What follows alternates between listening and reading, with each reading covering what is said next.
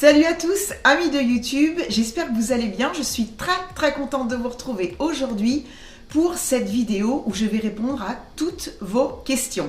Alors d'abord, un grand merci à ceux qui ont participé. Je vais les nommer très rapidement. Il faut que je mette mes lunettes.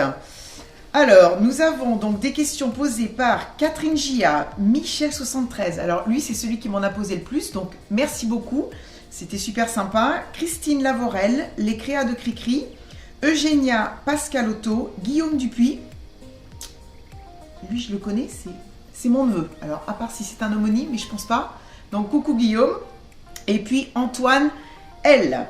Je pense que cette vidéo va être longue, les amis. Parce qu'en fait, il y a quand même une vingtaine de questions que j'ai notées sur mon petit cahier. Donc, je ne vais pas pouvoir y répondre en 10 minutes. Donc, surtout, installez-vous bien confortablement. Et puis, s'il faut, faites des pauses, hein, n'hésitez pas. En tout cas, j'espère que vous allez avoir vraiment envie de rester jusqu'au bout. Et puis, que vous allez avoir le courage de rester jusqu'au bout. Écoutez, on y va, c'est parti, on y va.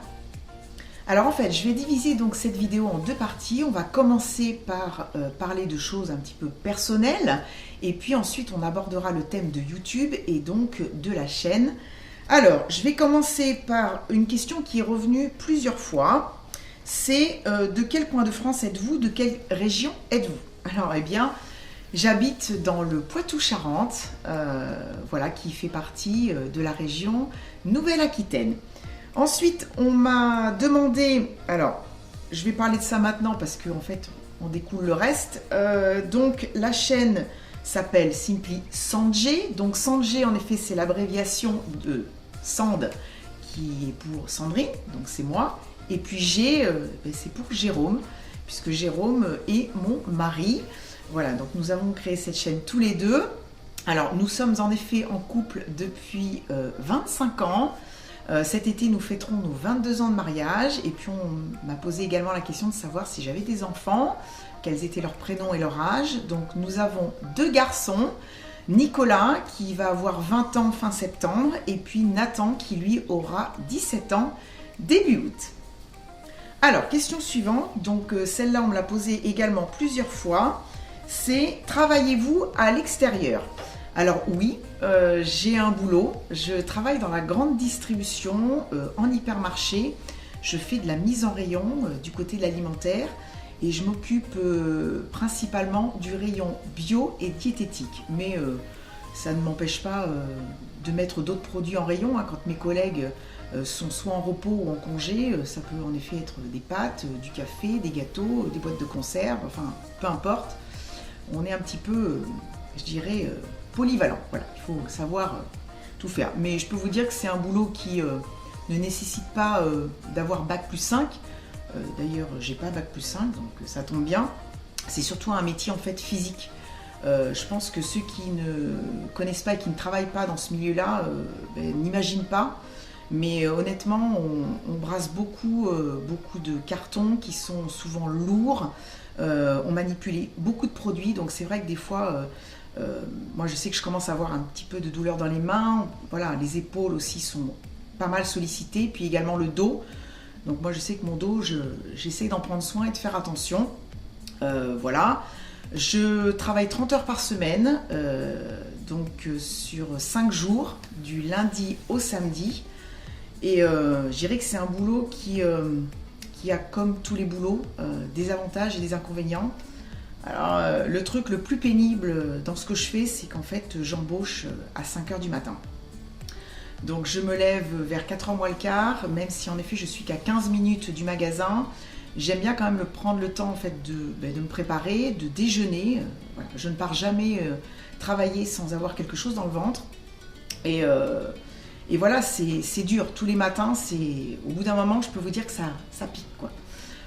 Même si en effet, l'après-midi, voilà, c'est l'avantage après, c'est que mes après-midi sont libres. Voilà, mais c'est vrai que l'après-midi, j'essaie toujours de me reposer parce que sinon, c'est pas gérable. Je dors entre une demi-heure et 1 heure, ça dépend des jours. Mais même si je fais une sieste, honnêtement, ça ne remplace pas le sommeil manqué durant la nuit. Mais bon, bref, on ne peut pas tout avoir, hein, donc c'est comme partout. Et je dirais même qu'il y a des boulots, c'est pire. Donc, faut pas trop se plaindre. Allez, on poursuit. Donc, ensuite, on m'a demandé quel est votre background. Donc, en fait, quelle a été ma formation et un petit peu mon parcours professionnel. Alors, au niveau scolaire, j'ai toujours été une élève relativement moyenne. Voilà, mais je m'en suis toujours sortie parce qu'en fait, j'ai jamais redoublé. Voilà, j'ai une matière où j'étais plutôt bonne.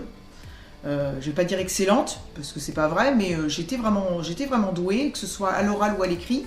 En fait, c'était l'anglais. Voilà, j'ai découvert cette langue en 6e et j'ai adoré. Alors, l'espagnol, ça n'a pas été la même chose. Hein.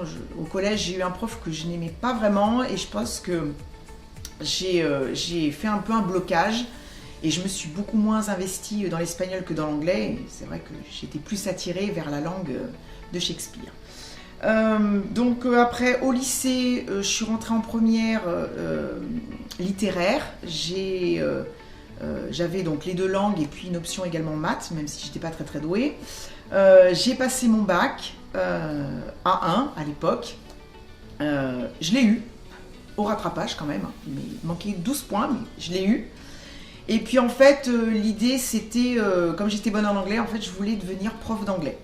Donc je suis partie à la fac à Poitiers, j'ai fait une première année, c'était LCE, donc langue et civilisation étrangère.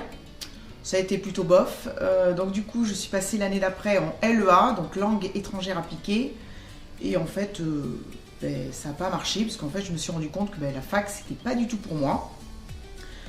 Donc je suis rentrée chez mes parents en Charente et puis j'ai dit il faut absolument que je fasse quelque chose et que j'ai un diplôme.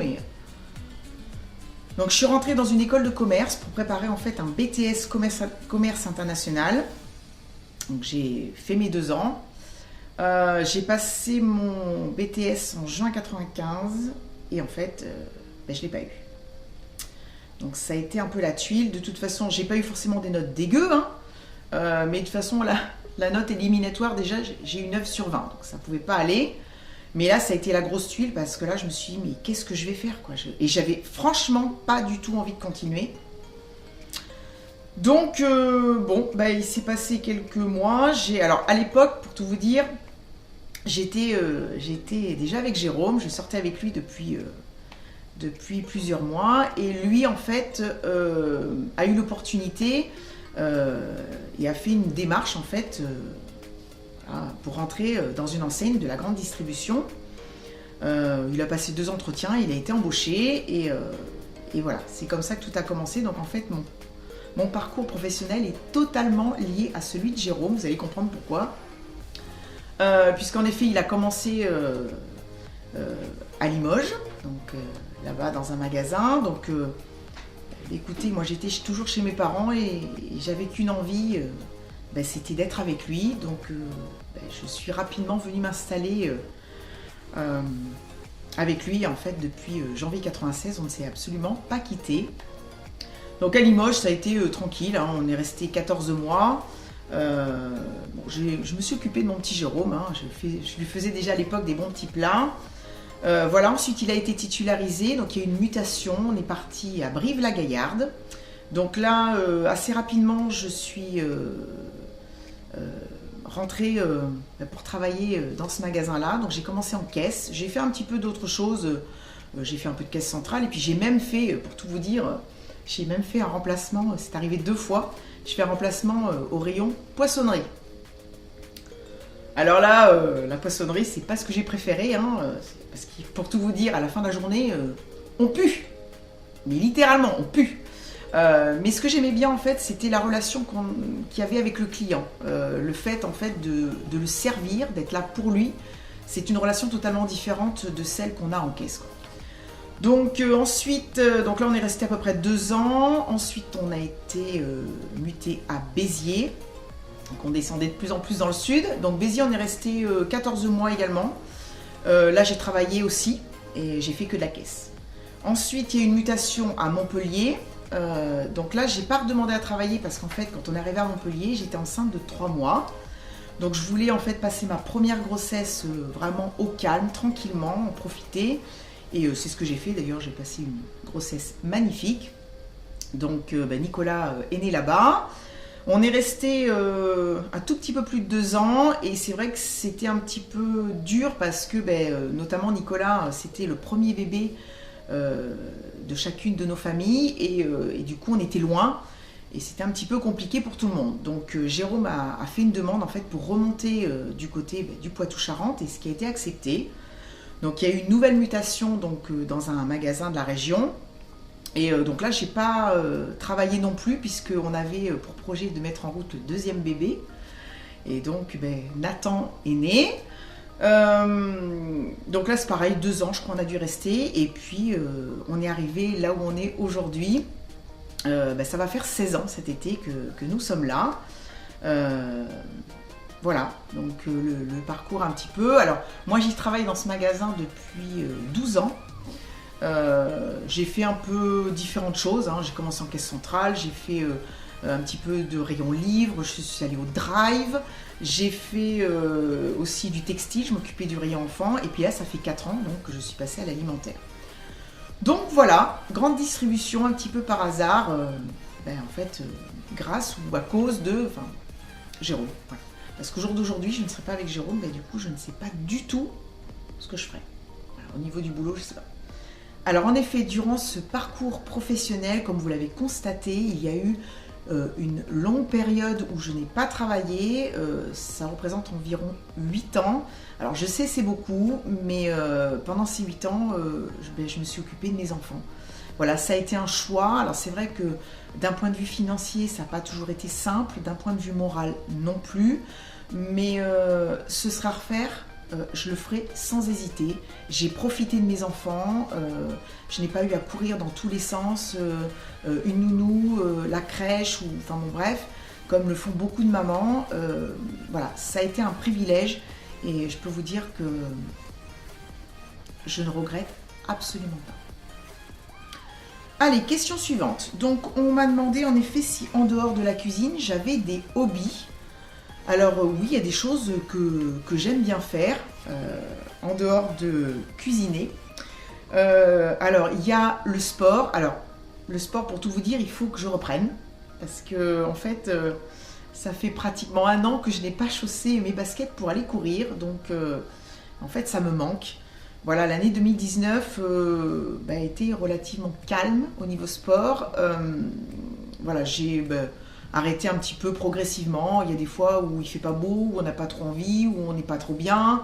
Voilà. Puis j'ai constaté aussi que j'avais quand même un petit peu moins mal au dos. Donc voilà, j'ai fait une pause, mais là honnêtement, il faut que je reprenne parce que ça me manque.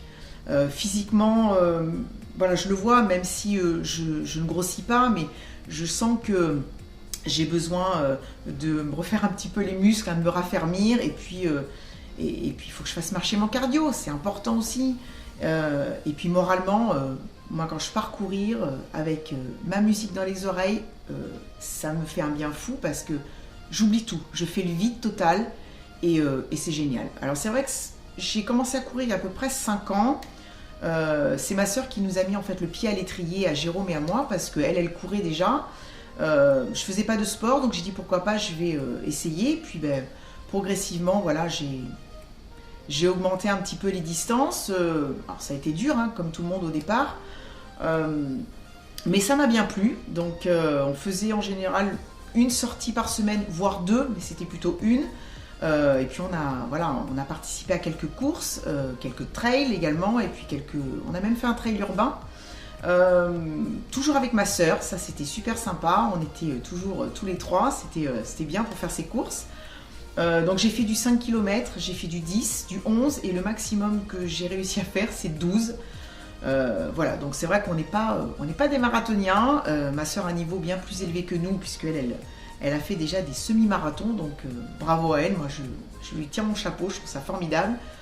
Mais je dirais qu'après, le principal c'est de participer, de faire quelque chose, de faire du sport parce qu'il y en a qui font peut-être mieux, mais il y en a qui font rien. Donc voilà, donc il faut que je m'y remette, c'est prévu. Ensuite, il y a quelque chose aussi que j'ai redécouvert il y a à peu près 4 ans et que j'aime bien. Alors je dirais pas que c'est une passion dévorante, mais c'est quelque chose qui m'apporte beaucoup de plaisir. En fait, c'est lié à la beauté et surtout au maquillage. En fait, j'ai commencé à regarder par hasard des tutos sur YouTube. Et en fait, pour tout vous dire, j'ai appris à me maquiller, notamment les yeux, même le teint aussi quand même, grâce à YouTube. Donc, YouTube, c'est génial. Voilà, donc j'ai regardé pas mal de tutos. Et puis ensuite, j'ai investi dans quelques palettes, des produits, et puis des pinceaux, etc. Et j'aime bien. Alors, c'est vrai que le matin, quand je me lève à 4h moins le quart, je vais vous dire, c'est du rapide. Alors, ça m'est arrivé de faire les yeux, etc. Mais je deviens feignante. Donc maintenant, c'est vraiment rapide. Je fais mon teint, je mets du mascara, du rouge à lèvres et hop, je pars bosser. Mais c'est vrai que sur des occasions particulières ou des fois quand je suis en repos, comme aujourd'hui, vous voyez, je prends le temps un petit peu de me maquiller. Voilà, ça me fait du bien. Voilà, j'aime ça. Ensuite, il y a autre chose qui n'a rien à voir. J'aime bien aussi faire de la photo. Alors, la photo amateur, de la photo, je dirais souvenir, puisque quand je suis en vacances, j'ai toujours mon appareil photo autour du cou. J'aime bien prendre ce que je vois, donc des paysages, des monuments, parce que c'est vrai que moi j'adore le patrimoine. Donc voilà, garder vraiment une trace de ce qu'on a fait, de ce qu'on a vu. Voilà, parce qu'après quand on regarde les photos, on se dit oui, qu'est-ce qu'on a vu, tout ce qu'on a vu, qu'est-ce que c'était bien, et là on se replonge un petit peu dans ces souvenirs et c'est formidable. Et puis également, un petit peu comme tout le monde, j'aime bien aller au cinéma, j'y vais pas très souvent, mais j'adore les films d'action. Alors là vous voyez, vient de sortir Bad Boys, je pense qu'on va pas tarder à y aller, et puis on attend aussi avec impatience, mais là c'est tout le monde, également, c'est la prochaine sortie du James Bond au mois d'avril, puisqu'on est des fans, on adore. Toutes ces dernières années, on n'en a pas loupé un d'ailleurs. Donc voilà, un peu de cinéma, un peu de télé aussi. Alors bien sûr, je ne la regarde pas le soir, la télé, parce qu'en général, à 21h, je suis couchée. Donc je la regarde plutôt en replay, les après-midi ou les week-ends. Alors là aussi, j'aime plutôt tout ce qui est séries policières. Alors pas que, parce que j'aime aussi les séries qui se passent notamment dans les hôpitaux, séries françaises ou américaines, peu importe. Mais voilà, c'est des choses que j'aime bien. Et il y a des émissions aussi que j'adore. Vous allez peut-être me prendre pour une dingue. Ouais, je pense que vous allez me prendre pour une folle. Mais j'aime bien style, vous savez, enquête criminelle, chronique criminelle, crime et tout ça là. Ouais, c'est un peu dingue. Mais pas pour l'aspect du meurtre, parce que franchement, il y a des choses qui sont absolument ignobles, qui sont horribles. Mais en fait, c'est plutôt pour l'aspect de l'enquête, c'est-à-dire que voilà, des indices qui sont récoltés jusqu'à ce qu'on puisse, jusqu'à ce qu'en fait la police ou la gendarmerie mettent la main en fait sur le ou les meurtriers. Voilà, c'est tout le processus de l'enquête que je trouve ça super intéressant. Et puis il y a également aussi, ce que j'aime bien, c'est l'aspect psychologique. Que ce soit du meurtrier ou d'une personne qui a été victime d'une tentative d'homicide ou d'un viol, ou vous voyez ce genre de truc, ou même après la famille, comment elle arrive à faire son processus de deuil, enfin tout cet aspect en fait psychologique, ça m'intéresse vachement. C'est bizarre, mais c'est comme ça. J'espère que ça vous choque pas. Ouais. Ensuite, prochaine question. On arrive presque au bout de cette première partie. Que privilégiez-vous pour les vacances? Préférez-vous la montagne, la mer? Alors, un peu des deux. Alors, en fait, Jérôme et moi, nous avons la chance, et je dirais c'est une immense chance, en fait, d'avoir des parents qui ont chacun une résidence secondaire. Donc, mes parents ont un petit chalet dans les Hautes-Pyrénées. Et ma belle-mère, en fait c'était à mes beaux-parents au départ, mais ils sont divorcés, donc aujourd'hui ça appartient à ma belle-mère. Elle a un appartement en Charente-Maritime. Donc c'est vrai que l'hiver on privilégie plutôt la montagne, puisqu'on va au ski. D'ailleurs nous allons bientôt partir, on a hâte, début mars. Ça fait une vingtaine d'années d'ailleurs que l'on skie, à 2-3 années près, parce qu'il y a des fois on n'y va pas, comme l'année dernière par exemple. Mais les enfants ont appris à skier, ils ont eu d'ailleurs leur première, deuxième, troisième étoile. Et puis depuis plusieurs années, bien sûr, ils viennent avec nous. Donc depuis qu'ils prennent plus leurs cours, en fait, on ne skie que 2 voire 3 jours par semaine. Parce que franchement, c'est un loisir qui est excessivement cher. Alors même si on a la chance de ne pas payer de loyer pour un appartement, il faut quand même les forfaits de remontée, plus le matériel. Voilà, c'est super cher, quoi. Donc à 4, je peux vous dire que ça douille, hein. Donc voilà, puis entre-temps, ben, on se balade et puis on se repose également, parce que au bout d'une semaine de ski, quand on skie tous les jours, on finit, on est éreinté. C'est un sport très physique, mine de rien, c'est super dur. Voilà, et puis la mer, ben, écoutez, au printemps, quand on a quelques jours, ben, on y va, c'est pas loin. L'été également, mais on y va moins depuis ces dernières années, puisqu'en fait, l'été, on part, même si on a 3 semaines de vacances, on part pratiquement 15 jours en road trip. Voilà, on prend la voiture, le matériel de camping, et puis on part découvrir en fait une région d'un pays d'Europe différent chaque été. Donc en effet, sur la chaîne, il y a quelques playlists qui sont dédiées à ces road trips. Donc vous avez le Portugal, l'Allemagne et la Belgique qui sont sous forme de vlog, donc ce sont des films. Et puis l'Angleterre et l'Espagne, où là à l'époque on ne filmait pas, donc j'ai quand même fait des vidéos de montage photo, donc un diaporama. Voilà, nous on adore, voilà. Quand on peut découvrir des paysages, surtout du patrimoine, comme je vous disais tout à l'heure, on est féru de ça, les monuments, dès qu'il y a des choses qui font partie, qui sont classées patrimoine mondial de l'UNESCO, bon, il faut absolument que j'aille voir. Voilà, c'est notre truc, donc... Alors, dernière question avant de passer à la partie YouTube. Donc, vous aimez voyager, recueillez-vous des recettes lors de vos voyages? Alors, non, je ne recueille pas de recettes lors de mes voyages, mais c'est vrai que quand on est dans un pays, on essaye toujours et on y arrive à en fait manger des choses typiques de ce pays. Alors, on essaye au moins de se faire un resto. Je dis bien un parce que durant un séjour, on ne peut pas en faire tous les jours. Nous, on est 4 et au niveau budget, ça passe pas. Mais voilà, on regarde un petit peu ce qu'il y a quand on fait nos courses dans les supermarchés ou hypermarchés. On va des fois, en effet, dans une boulangerie-pâtisserie. Et puis, voilà. Et puis un petit resto. Donc, et en général, à chaque fois, on se régale. Alors maintenant, on va passer à la partie consacrée donc à la chaîne et à YouTube. Donc, question. Comment vous est venue l'idée de créer cette chaîne? Qu'est-ce qui vous a poussé à faire cette chaîne? Alors, en fait, l'idée ne vient pas de moi. C'était celle de Jérôme qui, au départ, m'a parlé de YouTube juste avant qu'on parte au Portugal. C'était peut-être une quinzaine de jours avant. Et il me dit, voilà, on pourrait peut-être filmer tout ce qu'on fait au Portugal. Et puis, je fais des montages et puis on met ça sur YouTube. Et comme ça, ben, nos amis, la famille, ils pourront en fait tous regarder, si ça les intéresse bien sûr, ben, tout ce qu'on a découvert dans ce pays. Je lui dis, ouais, mais j'ai d'accord, mais on va pas pouvoir alimenter une chaîne YouTube juste avec quelques vlogs de vacances qui, en plus... c'est qu'une fois par an, quoi.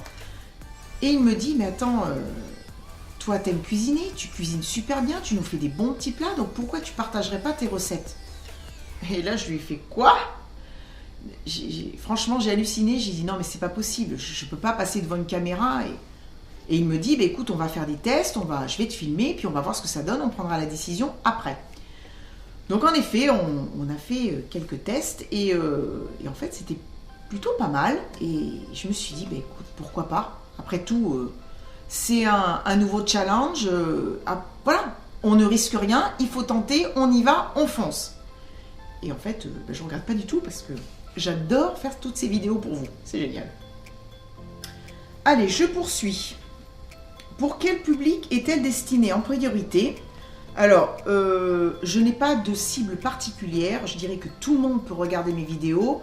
Je pars toujours du principe que il peut y avoir des personnes qui débutent ou qui n'ont pas l'habitude de cuisiner. Donc, j'essaye, je pense que j'y arrive pas trop mal, voilà, d'expliquer vraiment un maximum de choses de ce que je fais. Alors, je ne montre pas tout à la caméra parce que sinon ce serait hyper trop long, mais vraiment j'essaie d'expliquer tout ce que je peux. Alors, il y a des fois, j'oublie de dire certaines choses, donc il faut toujours checker la barre d'infos. De toute façon, vous y retrouvez à chaque fois les ingrédients et les quantités, mais il y a des fois, je mets des petites annotations parce que j'oublie de dire des choses. Et voilà, j'ai un cerveau qui part un petit peu en cacahuète, mais non, mais quand on est concentré sur ce qu'on fait, il y a des fois, on ne pense pas à tout, donc je renote tout ça en barre d'informations. Et ensuite, quel est le but de cette chaîne? Alors, écoutez, le but, forcément, c'est le partage. Hein, partager des recettes, pour moi, qui sont simples, qui sont faciles à réaliser, qui sont plutôt rapides en général, et qui ont besoin, en fait, d'ingrédients simples que l'on trouve partout. Voilà, le partage. Alors, je sais très bien que toutes mes recettes ne plaisent pas. C'est normal, on n'a pas tous les mêmes goûts ou les mêmes attentes, mais voilà, j'essaie de partager vraiment un maximum de choses. Et puis également, en effet, même si c'est une toute petite partie de la chaîne, mais il y a quand même en effet les vlogs à l'étranger et puis quelques sorties que nous faisons également dans la région le dimanche. Ça arrive de temps en temps, hein. Mais voilà, ça permet en effet à des gens qui, je dirais, soit ne connaissent pas la région ou ne voyagent pas, un petit peu d'évasion. Voilà. Voilà. Le truc, c'est ça. Alors ensuite, qu'est-ce qui vous pousse à continuer à présenter des recettes? Ah oui, alors ça, c'était par rapport à ce que je disais dans ma vidéo de bonne année, où je parlais en effet des commentaires et que certains commentaires étaient pas toujours très sympas. Alors, c'est vrai que y a des fois, il faut prendre sur soi, hein, il faut bien skier, mais de toute façon, quand on est sur YouTube, il faut être honnête, on se prend des commentaires totalement dégueulasses dans la figure. Ça fait partie du jeu. Alors moi, j'ai un peu de mal à comprendre ce comportement, mais bon, il y en a. Moi, c'est vrai que les commentaires les moins sympas que j'ai eus, c'était sur le rougail saucisse. J'ai eu pas mal de Réunionnais qui m'ont écrit, même d'ailleurs dans leur propre langue, pour que je comprenne absolument rien, mais on arrive à déchiffrer un petit peu, comme quoi c'est voilà, quand on n'y connaît rien, on évite de faire des recettes. Il y en a un aussi qui m'a dit une fois, je préfère manger une boîte de raviolis que ce que vous avez préparé. Ouais, il faut être bien accroché, et puis, mais voilà, après, là c'est vrai qu'il y a des choses que je comprends pas, parce que les Réunionnais ne sont même pas d'ailleurs d'accord entre eux, puisqu'il y en a qui m'ont dit que c'était plutôt bien, et il y en a qui m'ont dit que c'était totalement pourri. Il y a quelques insultes, mais c'est relativement rare. Et dans ces cas-là, je ne réponds pas du tout et je supprime même le message. Parce que moi, je ne veux pas de ça. Je ne suis pas là pour me faire insulter ou pour me prendre des trucs dans la figure. Voilà, le but, c'est pas ça. Donc, ça me blesse. Sur le moment, ça me blesse. Mais je me dis que tous ceux qui écrivent ce genre de commentaires, c'est des cons, tout simplement. C'est très facile d'écrire des trucs dégueulasses derrière un écran de téléphone ou un écran d'ordinateur. C'est facile. On n'a pas la personne en face, donc... Mais voilà, mais je ne m'occupe pas de ça parce que le but, c'est vraiment pour moi voilà, d'être là devant vous 2 fois par semaine, de vous proposer des choses que vous allez pouvoir refaire à la maison facilement. Voilà, on ne s'occupe pas des commentaires... désagréable. D'ailleurs, la plupart du temps, moi je veux vous dire, j'ai de la chance, les commentaires sont relativement, ils sont quasiment à 80, allez, on va dire 98%. Non, les commentaires sont super sympas, j'ai toujours beaucoup de bons retours, donc ça fait vraiment plaisir et ça fait chaud au cœur. Voilà. On s'occupe pas des cons, tout simplement. Est-ce que vos recettes sont des recettes familiales ? Alors, je pense que la question est en fait de savoir si ce sont des recettes qui m'ont été transmises. Alors non. Il y a juste dans ce que j'ai proposé sur la chaîne 3 recettes que ma maman faisait. C'est le pudding. Alors, elle ne le faisait pas de la façon dont moi je le fais, mais moi j'ai toujours mangé du pudding étant jeune. Il y a eu aussi la tarte au fromage blanc, que j'ai beaucoup mangé étant petite. Et une aussi recette qu'elle... Alors ce n'est pas... c'est pas des recettes qu'elle m'a données, hein. J'ai essayé de refaire un petit peu de moi-même. Mais il y a également la recette de la terrine de courgettes, qui est d'ailleurs la vidéo la plus regardée sur la chaîne. Et c'est une recette que ma maman faisait déjà il y a très très longtemps.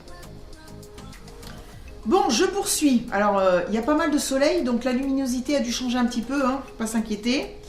Alors, quelles sont vos inspirations culinaires? Alors, bah écoutez, pour tout vous dire, pas mal de lectures, magazines et bouquins, un petit peu d'internet et de YouTube.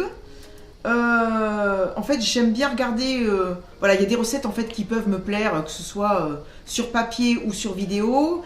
Et puis après, je vais m'en inspirer, retravailler un petit peu la recette pour mettre en fait ma touche personnelle. Voilà. Et puis après, il y a mon imagination. Alors surtout pour la partie salée, puisque pour vraiment tout ce qui est recettes sucrées, je suis des recettes à la lettre. Ça, je ne vais pas improviser du tout parce que la pâtisserie, il faut que ce soit précis. Mais pour le salé, je dirais qu'après, on peut vraiment improviser et faire ce qu'on veut. Hein. Et j'aime bien en fait faire souvent des recettes, ce que je dirais des recettes de placard. C'est-à-dire qu'il y a des fois le soir où je ne sais pas du tout quoi faire pour le dîner et je vais regarder ce que j'ai dans mon réfrigérateur, dans mes placards. Et je vais créer un truc. Alors en général, pour tout vous dire, j'ai de la chance, ça fonctionne bien. Je dis pas qu'il n'y a pas de raté, parce que ce serait mentir, mais c'est pas souvent. Donc, je m'en sors plutôt très très bien. Et les garçons d'ailleurs sont très contents et moi avec. Alors ensuite, on m'a posé aussi la question, avez-vous une formation de cuisine ou êtes-vous une autodidacte? Alors, je n'ai aucune formation professionnelle en cuisine, si vous voulez. Je ne suis pas non plus forcément une autodidacte. J'ai tout simplement appris avec ma maman et de ma maman, puisque c'est une très bonne cuisinière qui, voilà, elle a appris de sa maman, donc de ma grand-mère. De toute façon, mes deux grand-mères étaient de bonnes cuisinières. Mais voilà, j'ai toujours eu envie en fait d'aider en cuisine. D'ailleurs, c'est dommage que je ne l'ai pas avec moi parce que j'ai une photo où j'ai à peu près 4 ans. Je suis chez mes grands-parents maternels en Touraine. Et je suis avec le tablier, le rouleau à pâtisserie, un petit peu de farine partout. Je suis en train d'étaler certainement une pâte brisée ou sablée. Et c'est vrai que voilà, j'ai toujours aidé, j'ai toujours vu faire. Donc j'ai appris beaucoup de choses et je pense aussi que le fait d'être très gourmande, j'ai toujours été une petite fille qui aimait manger en fait. Et j'aime toujours manger, je pense que vous le savez. Voilà, je suis gourmande et j'aime faire plaisir. Voilà. Le truc, c'est que pour moi, manger, c'est un vrai plaisir. Donc quand j'ai des gens qui sont à la maison, j'aime qu'ils prennent du plaisir en mangeant. Voilà, c'est tout simplement, c'est moi. Ensuite, on arrive bientôt à la fin. Que faites-vous des plats que vous cuisinez en vidéo? Je suppose que vous vous calez sur un horaire proche du déjeuner ou du dîner pour profiter de ces appétissants plats. Bah écoutez, c'est exactement ça. C'est tout à fait ça. C'est-à-dire qu'il y a des fois, on va filmer le dimanche matin avec Jérôme, donc à la fin de la vidéo, le déjeuner, il est prêt. Et puis après, c'est dans l'après-midi, une fois que j'ai dormi. Voilà, soit en effet, je vais me mettre à faire quelque chose de sucré plutôt après la sieste, hein, et puis en fin de journée, pour préparer le dîner. Que préférez-vous, le salé ou le sucré? Alors, c'est une évidence pour moi, c'est le salé. Je pense que vous l'avez peut-être déjà ressenti, c'est vrai que je propose moins de recettes sucrées sur la chaîne que de salé. Définitivement, le salé. Allez, on arrive à la fin, vraiment à la fin, les 2 dernières questions. Dans quel magasin achètes-tu tes ingrédients? Alors, écoutez, en priorité dans le magasin où je travaille, parce que c'est plus simple pour moi. Voilà, je débauche à 11 h, je fais 2-3 courses ou je prends le caddie. Voilà, je suis sur place, c'est facile. Mais après, je dirais que je fais travailler d'autres enseignes. Hein. Je vais un petit peu partout. Et il y a une enseigne que j'adore, que nous avons ici depuis pas si longtemps que ça doit faire vraiment quelques années. Mais c'est assez récent, c'est l'enseigne Grand Frais. J'adore ce magasin. J'y vais assez souvent, voilà, surtout pour les fruits et légumes.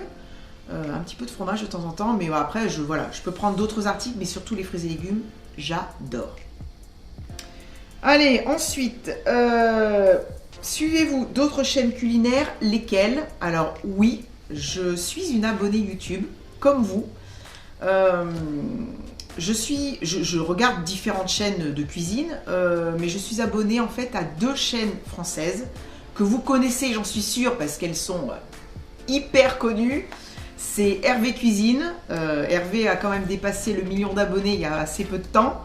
Donc bravo à lui. Et puis également Choc Miel qui elle aussi est sur YouTube depuis pas mal d'années et qui a un peu plus de 240 000 abonnés.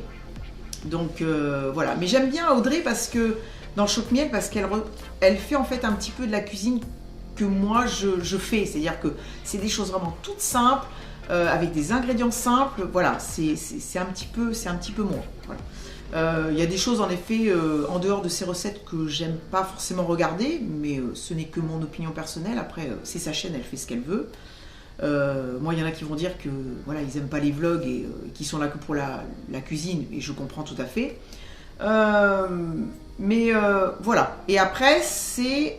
oui, si, par rapport à Audrey aussi, ce que je voulais juste ajouter, c'est que je lui tire mon chapeau parce qu'elle est vraiment calée en cuisine asiatique. Moi, je dis bravo. Voilà. Et puis après, je regarde beaucoup. Par contre, je suis abonnée à pas mal de chaînes américaines. Voilà. Donc, bah, écoutez, c'est la fin. Merci en tout cas à vous d'avoir eu le courage de rester jusqu'au bout. Merci beaucoup bien sûr à ceux qui ont posé toutes ces questions. Ça m'a fait vraiment plaisir de vous parler, de discuter un petit peu avec vous. Je sais que c'est long, voilà, mais ça a été un vrai plaisir. Voilà, donc je vous retrouve bien sûr la semaine prochaine pour d'autres recettes. Je vous souhaite un très bon dimanche. Je vous fais plein de gros bisous et je vous dis à bientôt. Bisous, bye bye.